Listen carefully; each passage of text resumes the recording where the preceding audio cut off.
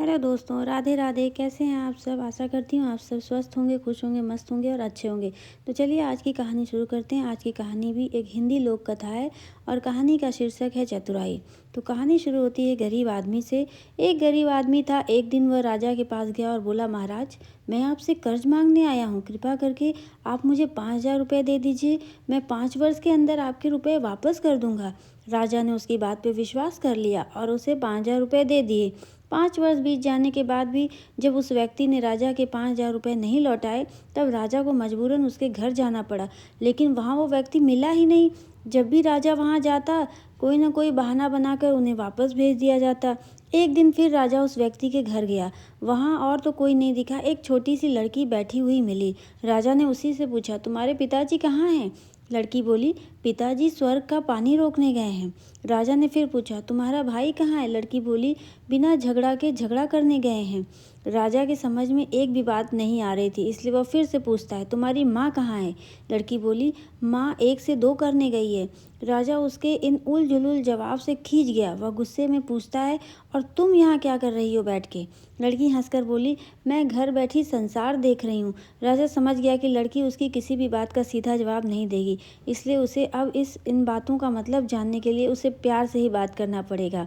राजा ने चेहरे पर प्यार से मुस्कान लाके पूछा, बेटी, तुमने जो अभी मेरे सवालों के जवाब दिए हैं, उसका मतलब क्या है? मैं तुम्हारी एक भी बात का मतलब नहीं समझ सका हूँ।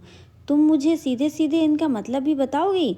लड़की ने मुस्कुरा के पूछा, अगर मैं सभी बातों का मतलब समझा दूँ तो आप मुझे क्या देंगे? राजा के मन में सारी बात को जानने की तीव्र इच्छा उठ रही थी। वह बोला, जो मांगूंगी वही दे दूंगा। तब लड़की बोली, आप मेरे पिताजी का सारा कर्ज माफ़ कर देंगे तो मैं सारी बातों का अर्थ बता दूंगी। राजा ने कहा, ठीक है, मैं तुम्हारे पिताजी का सारा कर्ज माफ़ कर दूंगा। अब तो सारी बात का अर्थ समझा दो। लड़की बोली, महाराज, आज मैं आपको सारी बातों का अर्थ समझा देती हूँ, लेकिन अभी नहीं। कृपा करके कल आइए, कल मैं ज़रूर बता दूंगी। राजा अगले दिन फिर उस व्यक्ति के घर गया। आज वहाँ सभी लोग मौजूद थे। वह आदमी, उसकी पत्नी, बेटा और उसकी बेटी भी। राजा को देखते ही लड़की पूछी, महाराज, आपको अपना वचन याद है ना? राजा बोला, हाँ, मुझे याद है। तुम अगर सारी बातों का अर्थ बता दो तो मैं तुम्हारे पिताजी का सारा कर्ज माफ़ कर दूंगा। लड़की बोली, सबसे पहले मैंने ये कहा था कि पिताजी स्वर्ग का पानी रोकने गए हैं। इसका मतलब था वर्षा हो रही थी और हमारे घर की छत से पानी टपक रहा था। पिताजी पानी रोकने के लिए छत को छा रहे थे। यानी वर्षा का पानी आसमान से ही तो गिरता है और हम लोग तो यही मानते हैं कि आसमान में ही स्वर्ग है। बस पहली बात का अर्थ तो यही था। दूसरी बात मैंने कही थी कि भैया बिना झगड़ा के झगड़ा करने गए हैं। इसका मतलब था कि वे रेंगनी के कांटे को काटने गए थे। अगर कोई भी रेंगनी के कांटे को काटेगा तो उसके शरीर में जहाँ तहाँ कांटा गड़ ही जाएगा, यानी झगड़ा नहीं करने पर भी झगड़ा होगा और शरीर पे खरोंचें आ जाएंगी। राजा उसकी बातों से सहमत हो गया। वह मन ही मन उसकी चतुराई की प्रशंसा करने लगा। उसने उत्सुकता के साथ पूछा, और तीसरी चौथी बातों का मतलब क्या है बेटी?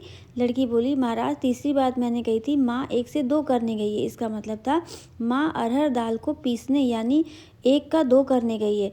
अगर साबुत दाल को पीसा जाए तो 1 दाना का 2 भाग हो जाता है, यानी यही था कि 1 का 2 करना। रही चौथी बात, तो उस समय मैं भात बना रही थी और उसमें से एक एक चावल को देख रही थी, भात पूरी तरह पका है कि नहीं। इसका मतलब था कि मैं चावल देखकर ये जान जाती हूँ कि पूरा चावल पका है या नहीं, अर्थात चावल के संसार को मैं घर बैठी देख रही थी। यह कहकर लड़की चुप हो गई। राजा सारी बातों का अर्थ जान चुका था। उसे लड़की की बुद्धिमानी भरी बातों ने आश्चर्य में डाल दिया।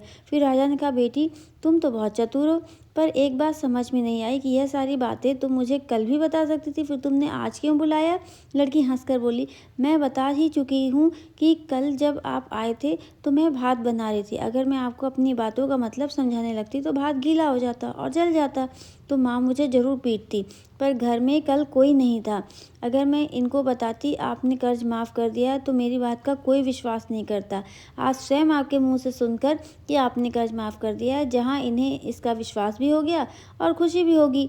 राजा लड़की की बात सुनकर बहुत प्रसन्न हुआ। उसने अपने गले से मोतियों की माला निकालकर उसे देते हुए कहा, बेटी, यह लो अपनी चतुराई का पुरस्कार। तुम्हारे पिताजी का कर्ज मैं माफ़ कर चुका हूँ। अब तुम्हें या तुम्हारे घर वालों को मुझसे बहाना नहीं बनाना पड़ेगा। अब तुम लोग निश्चिंत होकर रहो। अगर फिर कभी किसी चीज़ की ज़रूरत हो तो बेझिझक मुझसे कह देना। इतना कह के राजा लड़की को आशीर्वाद देकर चला गया। लड़की के परिवार वालों ने उसे खुशी से गले लगा लिया। तो आज की कहानी यहीं पे समाप्त होती है और मैं आशा करती हूँ आपको कहानी पसंद आई होगी। अगर आपको कहानी पसंद आई है तो हमारे चैनल को